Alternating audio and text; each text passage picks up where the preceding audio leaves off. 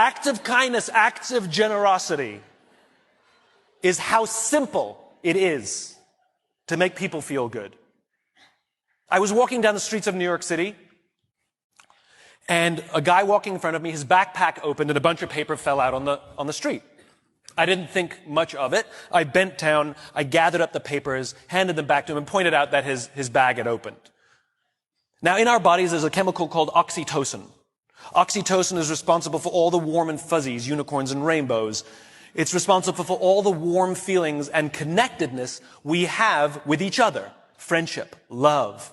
Huge amounts of oxytocin surge through a woman's body as she gives birth. This is what is responsible for the mother-child bond. Oxytocin binds human beings. There are many ways to get oxytocin.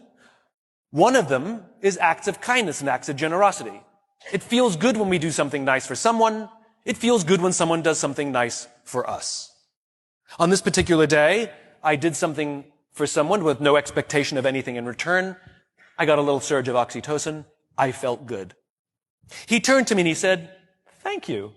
It feels nice when someone does something for us with no expectation of anything in return." He felt good. I walked to the end of the street. I'm waiting to cross the street. And a total stranger who happened to be standing next to me said, "I saw what you did back there. That was really cool." As it turns out, witnessing an act of generosity releases oxytocin, and he felt good. And the best part about oxytocin is the more oxytocin we have in our bodies, the more generous we become.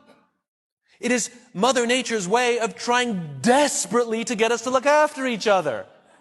I can guarantee you that that man who witnessed what I did something nice for somebody that day simply because he saw someone do something nice for somebody that day.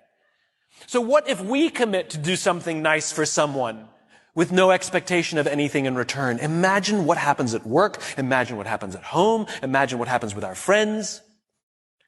But it must be genuine.